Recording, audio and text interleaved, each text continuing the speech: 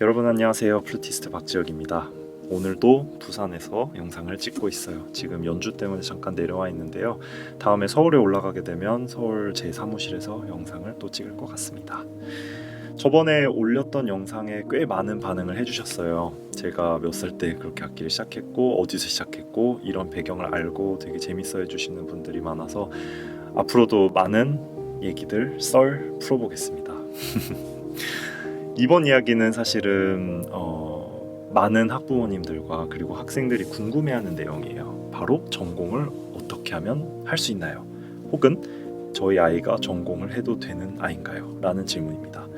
이 질문은 참 어려운 문제이기도 해요. 왜냐하면 한 아이의 인생이 결정되기도 하고 이 아이가 결정한 길이 잘 맞는 길이라면 문제가 없겠지만 잘 안 맞는 길이면 어떡하지에 대한 걱정과 두려움이 참 많을 수밖에 없습니다.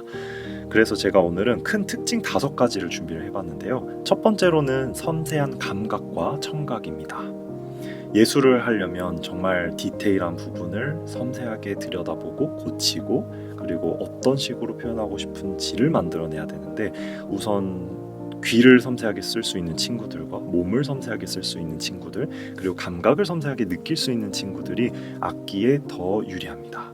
왜냐하면 작은 차이를 알아보고 고칠 수 있는 능력이 가장 필요한데요. 작은 차이를 알아본다는 것은 내가 이전에 잘 못 불고 있었는데 레슨을 받고 나서 잘 불게 됐다. 이거를 인지하고 자기가 혼자서 고칠 수 있어야 되는데 그게 없을 경우에는 조금 둔한 감각이라고 하죠. 그러면 내가 잘 부는지 못 부는지 잘 모르겠어. 이러면 계속 레슨이 제자리에서 돌게 돼요. 그래서 실력이 늘지 않고 오히려 힘든 시간만 더 늘어나기 때문에 아이가 악기에 흥미를 잃을 가능성이 큽니다. 두 번째로는 호흡을 통한 자기 절제력인데요. 호흡을 통제한다는 것 자체가 생각보다 되게 힘든 일이에요. 왜냐하면 횡격막이라는 것을 우리가 일상생활에 잘 쓰지 않다 보니까 이게 무슨 느낌이야? 배를 쓴다고? 배를 어떻게 써? 라는 질문이 되게 많이 들어오는데 한번 횡격막의 위치와 어떻게 사용하는지를 알게 되면 그 느낌을 계속 유지하고 숨을 천천히 뱉어내는 연습을 하게 되는데요. 이때 조금 숨을 확 불어버리는 친구들 혹은 그냥 세게만 하는 친구들은 절대 좋은 소리를 얻기가 힘듭니다. 시간이 많이 걸리고요. 그리고 세게 분다고 플루스를 다 잘 불 수 있다면 너무 악기가 쉬웠을 것 같아요.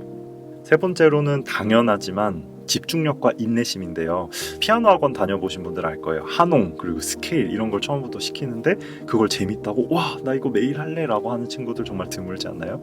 플룻도 똑같습니다. 처음에 운지법을 배우고 스케일을 하고 소리를 풀고 롱톤처럼 긴 음을 풀고 비브라토를 넣고 등등 너무 많은 연습들이 있는데 그것들을 집중과 인내로서 계속 내가 어제보다 오늘 더 잘하고 오늘보다 내일 더 잘할 수 있도록 자신을 훈련시켜 나가야 돼요.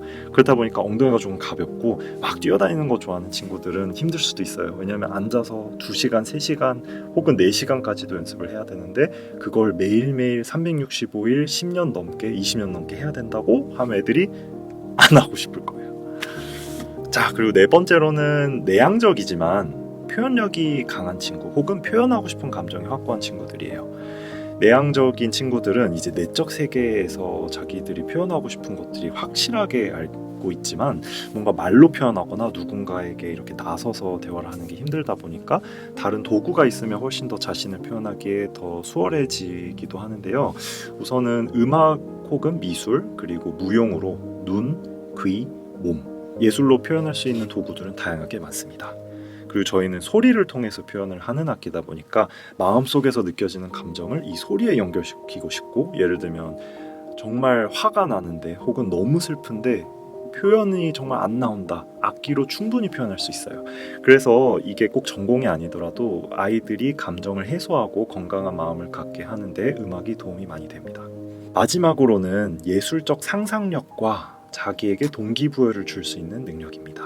상상력이 풍부한 친구들은 곡을 들어도 항상 스토리가 생각이 난다고 해요. 그건 저도 마찬가지고 스토리텔링은 어떤 직업에서도 되게 중요한 요소입니다. 플룻은 가사로 얘기를 하지 않기 때문에 어떤 스토리를 가지고 어떤 감정을 표현할지가 참 중요한데요. 그걸 혼자서 와 나는 이 음악을 불어봤을 때 이런 느낌이 들어, 이런 스토리가 그려져 라는 건 정말 귀중한 자산입니다.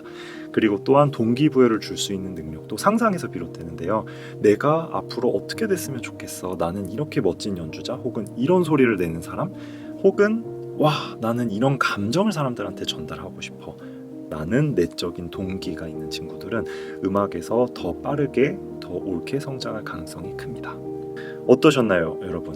우리 아이는 이 5가지가 없는 것 같아. 혹은 학생은 저는 이 5가지가 없는데 그럼 음악을 하면 안 될까요? 라고 물어봤을 때 답은 당연히 정답은 없다입니다. 이 5가지가 아니더라도 전공을 하면서 행복하게 음악을 하는 사람들도 많고, 이 5가지를 다 갖췄음에도 불구하고 불행하게 음악을 하는 사람들은 충분히 있습니다. 그래서 여기서 가장 중요한 거는 내가 음악을 얼만큼 사랑하느냐인 것 같아요. 연습을 하면 와, 난 더 어려운 곡 하고 싶고 더 재밌는 거 하고 싶어 라고 생각이 드는 친구들은 언제든 음악을 시작해보는 것도 좋습니다. 그리고 하나 조금 더 추가로 말씀을 드리자면, 음악은 결국에 습관을 들이는 일이에요. 배워보지 않은 것들을 배워서 마치 양치하는 것을 처음 배우듯, 젓가락질하는 것을 처음 배우듯 시간이 정말 오래 걸립니다. 그래서 저는 습관을 들이는데 3주에서 3달 정도를 보고 있고, 3주 만에 습관이 드는 친구들은 조금 똑똑한 친구들이에요. 그래서 최소한 3달에서 6달 사이 정도 시간을 두시고 아이들이 한번 물어보고, 나 이거 앞으로 1년 더 2년 더 할 수 있을 것 같아, 나 이거 너무 재밌어 라고 아이가 얘기를 한다면 전공을 시켜봐 주시는 것도 좋고, 혹은 아이가 6개월도 채우지 못해서 진짜 이거는 너무 고통스럽고 나 연습하고 싶지도 않고, 이제 혹은 부모님께서 매번 아이를 연습실에 데려다 놔야 되고 감시해야 되고 이렇다면 앞으로 롱런 하기에는 조금 힘들 수도 있습니다. 그래서 그런 경우에는 상담을 통해서 아이가 정말로 음악을 사랑하지만 방법을 모른다든지, 혹은 음악을 사랑하지만 어떤 방향으로 가야 되는지 잘 모르는 경우에 그럴 수도 있기 때문에 선생님과 깊은 상담이 필요합니다. 도움이 되셨다면 댓글로 알려주시고요. 저에게 상담을 혹시 받아보고 싶은 학생 혹은 학부모님이 있다면 제 유튜브 프로필에 나와 있는 레슨 문의 링크로 저에게 연락 주시면 될 것 같습니다. 그럼 오늘도 행복한 하루 보내시고 재밌는 음악생활 되세요. 감사합니다.